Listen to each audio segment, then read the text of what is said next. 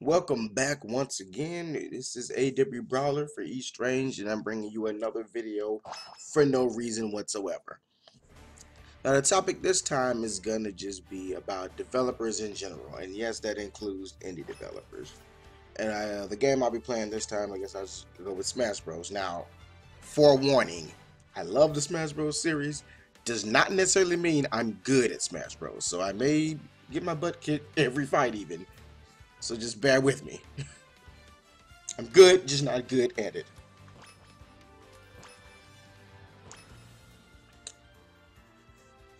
So yeah, earlier today, or earlier March 3rd, depending on when you're watching this YouTube video, I posted a status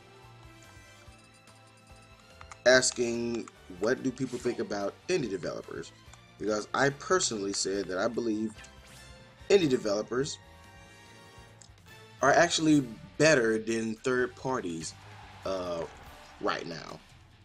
Now, before I get smacked and say no, no, no, the games look horrible, they look outdated, and blah blah. I'm not talking about graphics.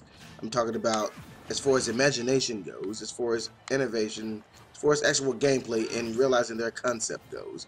I feel like third parties are doing better than third party, because, like I said while I was playing Shantae the other time, third party has almost become, third party has almost gotten to the point where it's just basically EA, Ubisoft, and then Japanese companies like Capcom, Namco, Bandai, things of that nature. So our question is, why? What made that happen? What caused that? Why is it all of a sudden third parties are playing it way too safe? I'm not saying do a big budget, high risk game, but playing it super safe like this isn't working for them either, obviously.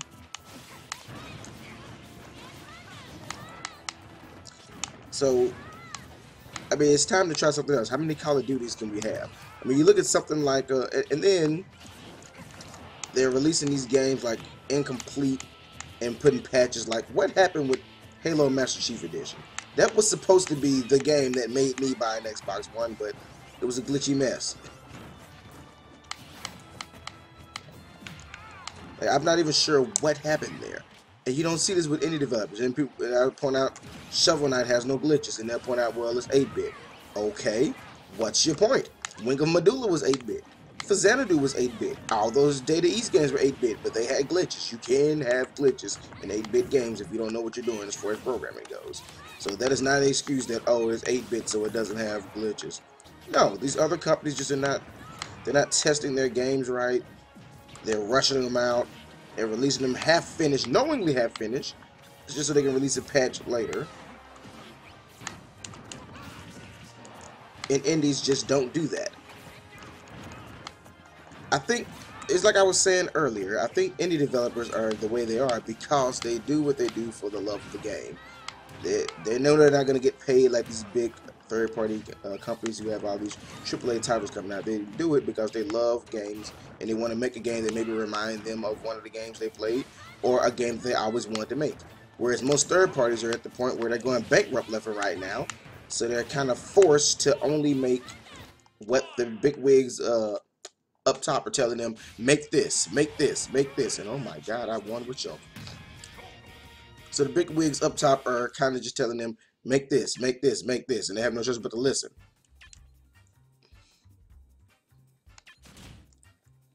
Whereas indie developers are like, hey, I want to make a game that plays off of the Day of the Dead and have wrestlers and things, so let's make Guacamelee. Or, hey, I want to make a game about a half genie with purple hair, so here's Shantae.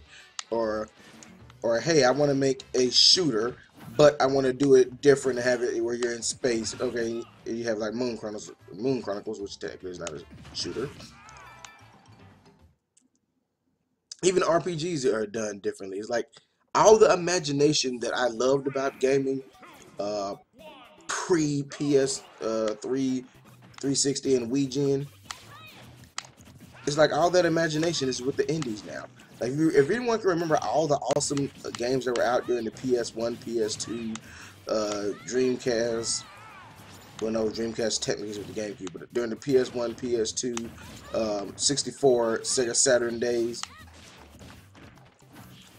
GameCube and Xbox One days, there was a lot more creativity in the industry.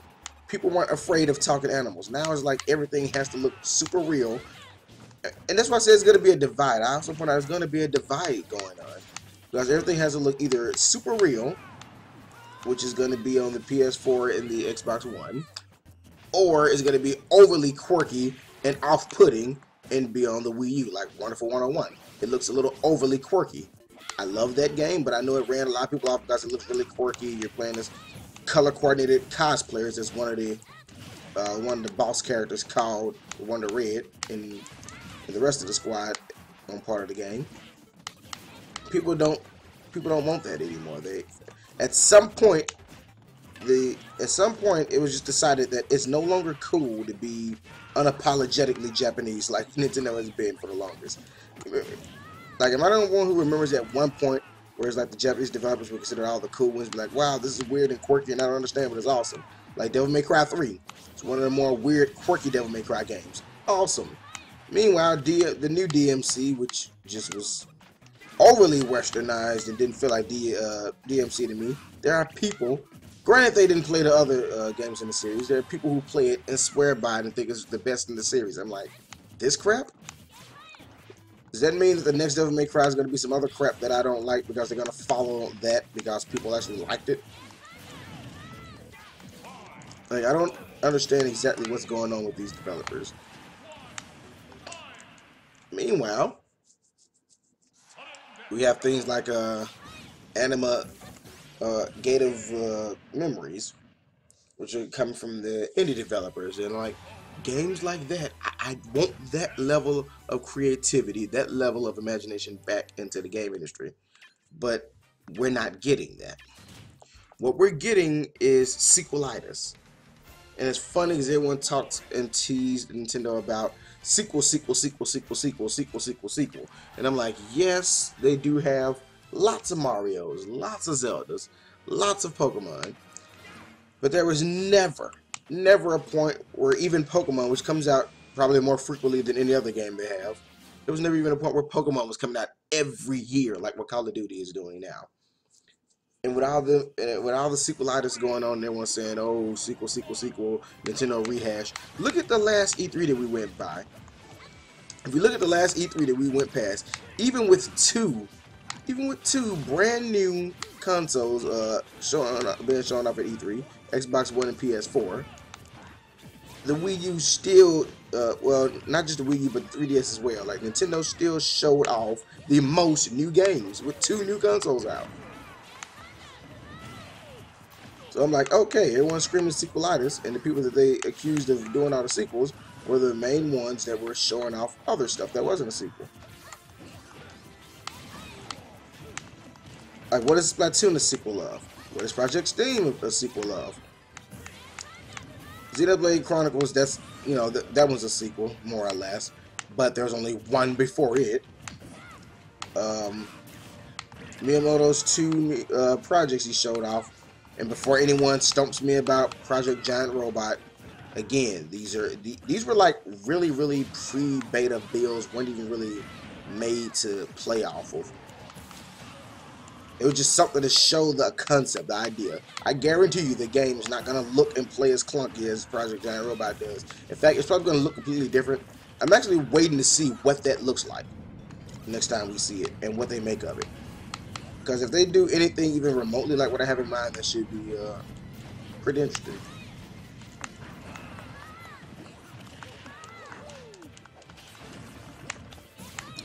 And so yeah, it's like indie developers are what the third party used to be. And I get that a lot of companies are going bankrupt because game development is different, because, you know, it's a different time now. We have HD games and everything. And you can no longer have a team of like 5 and make an awesome game. But even at that cost, I mean, dare to be different. Do something different. Just try. I mean, heck, Splatoon is different. It's a shooter that goes in a whole other direction. Um, Heck, even Devil's Third, which is now exclusive to the Wii U, even that, it's not your typical hack and slash. It seems like it's like a weird blend of like hack and slash shooter and looks like, from the look of it, a little bit of stealth involved even. Like, I'm not sure why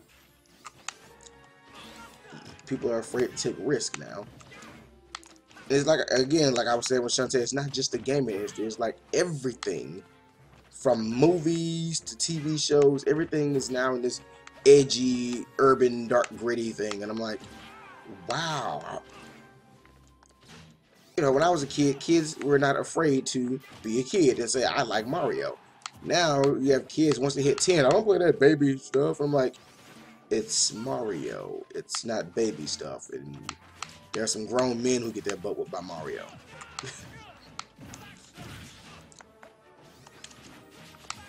And so, since that's the mindset, these third parties who are, I'm not saying they're not in it because they love to do it, but some of them probably can't do what they want to do because investors are saying, make this is going to make us money, so they have to keep repeating Call of Duty, Assassin's Creed, Madden, and NBA Live or whatever they have coming out. They have to keep repeating those things because that's what the investors are telling them to make this, make this, make this. So they can't really make what they want to make. I know that's the main thing. But if you can't make what you want to make, at least don't give us glitched games or half games, or just focus so much on. And then it's like when they do try to give us something new, they focus on the wrong thing. Why were people cheering for Adrift? Yes, it looked amazing graphically, but the only thing as far as gameplay that was shown on that was a guy drifting forward. I'm hoping the next trailer does something else, because I don't see why people in the crowd were clapping to see a guy drift in space. That was depressing on so many levels for me. I'm like, this is what's becoming of gaming? This, my favorite pastime has become this joke?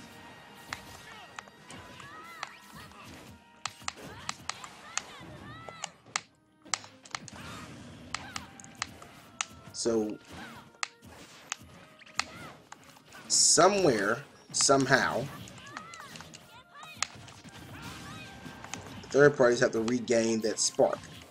I don't know, maybe, then again, it'll ruin them, but an idea, maybe third parties should buy some of these indie developers onto their team, and just, since they're indie and they're used to doing stuff with a lower budget, just let them make what they want to make, and then they do what they do, since they're the ones with the money, do what they do to flesh out the graphics, you know, make it look more like a retail game, add extra content to it. Just maybe if they bought some of these third parties and help just flesh out their games a little bit more, things would go back to the way they were. I mean, because at one point there were so many third-party developers I couldn't really name all of them. But now, for the most part, I can name all the big-name third parties off the top of my head right now. You have, from the Western developers, you have EA, Ubisoft, Naughty Dog, and the people who do Gears of War. Is it BioWare does Mass Effect. The people who do Gears of War, actually, I forget their name off the top of my head. Then for the Japanese developers, you have Capcom, Namco, Nintendo, Tecmo, Konami. It's pretty much all the big names.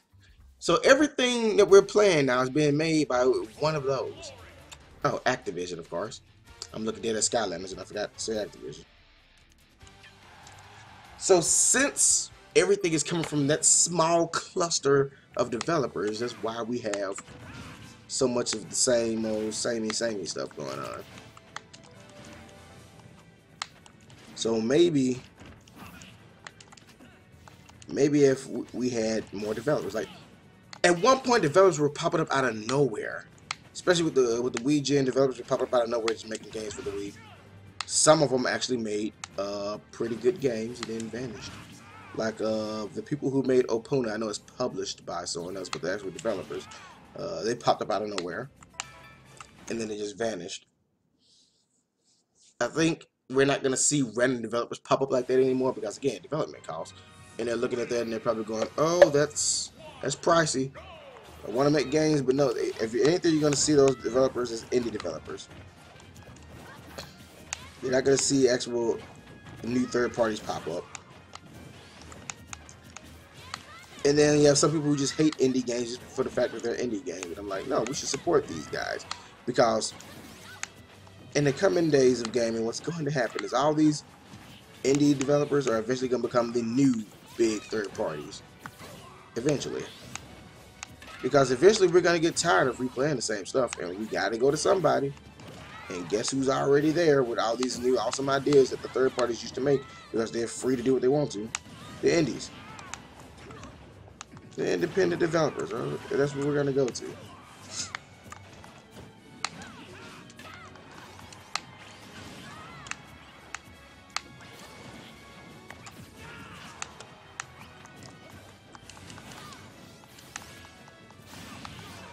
So with that being said,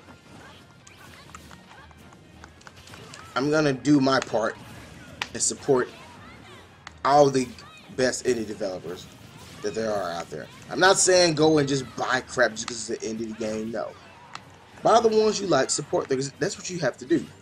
You buy the ones you like, support the ones you like, so that they know to make more of that. Because some people see. Here's what we do with third parties. I hate this stupid mentality. People were telling the Wii U owners to do this, and I knew Ubisoft were on.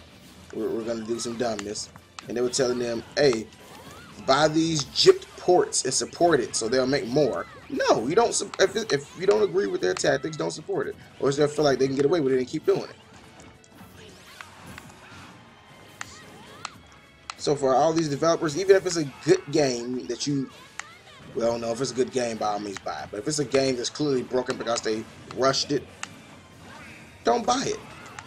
Send a message to them. I'm not going to buy this till you fix it and sell it already fixed on the disc. Not let me buy it and download a patch to fix this. Like, day one patches should not be one of the things that this gen is remembered for. And Captain Falcon whooped my butt. Day one patches is not what this gen should be remembered for at all. But it's going to end up being one of the things that's remembered for.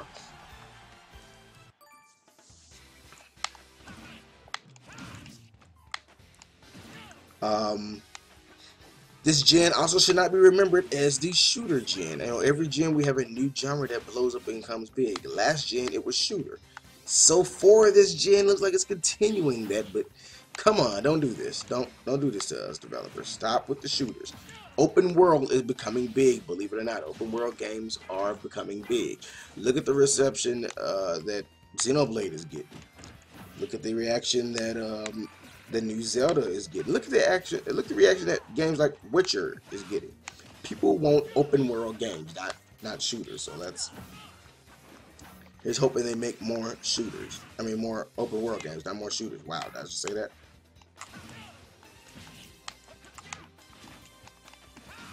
So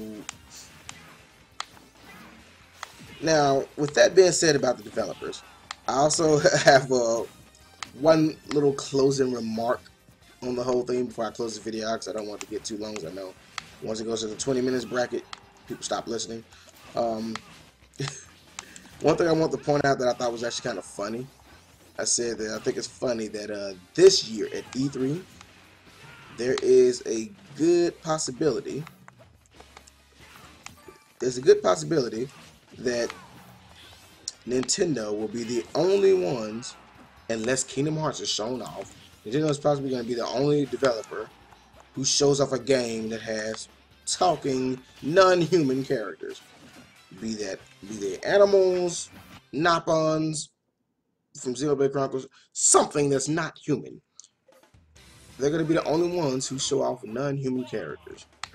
It's a bet that I make with everybody. And everyone else is going to show off super realistic humanoid characters. And I'm like, okay. Just stop. I'm not saying you can't have fun with realism, but it's a game. Give me fake.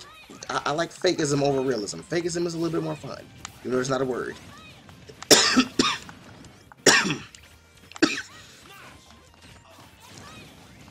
But yes, fake. Imaginative, creative. Give me that. Like, they were bragging. I was reading somewhere, Activision was bragging about the new Call of Duty is going to do something they never did before. It's going to be something unique. It's going to surprise people. I'm like, okay, it's going to surprise people? Really? Last time they said that, they added a female soldier. Ooh, big surprise. Different gender. Something we've been doing in RPGs since the freaking 90s. Yeah, that's not really something to brag about. Heck, really since the 80s, as far as RPGs goes.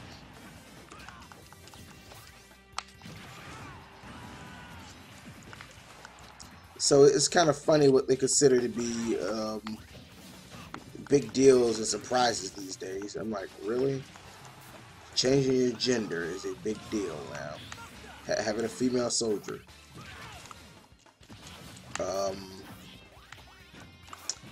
Adding light RPG elements to something that's clearly just a shooter. Like, I was so mad last gen when they considered Fallout to be an RPG. I'm like, no, Fallout's a shooter. A slower paced shooter, but it's a shooter. If you can call Metroid Prime a shooter, Fallout's a dang shooter.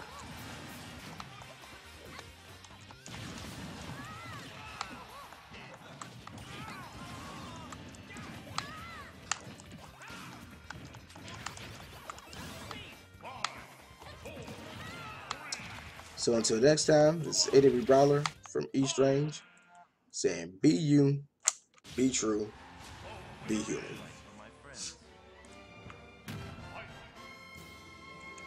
Also, don't forget that Midnight Muso is still a thing. It's still on my Twitch channel. If you don't know the Twitch, the description, I'll have the link in the description below.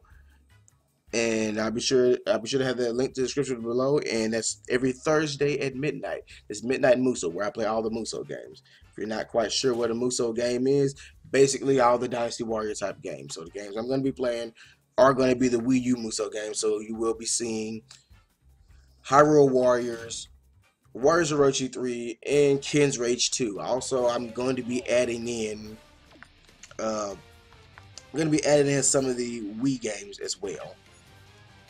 So you may see Samurai Warriors, and you may also, even though it's not really a Muso game, depending on the reaction, I'm going to do a little vote. Depending on the reaction, see how everyone reacts to Sengoku Basara. So I might add Sengoku Basara onto the Midnight Muso run as well. So that's all for this video, and that's everything we have here. I already had my be true, be human, but that's it. See you guys later.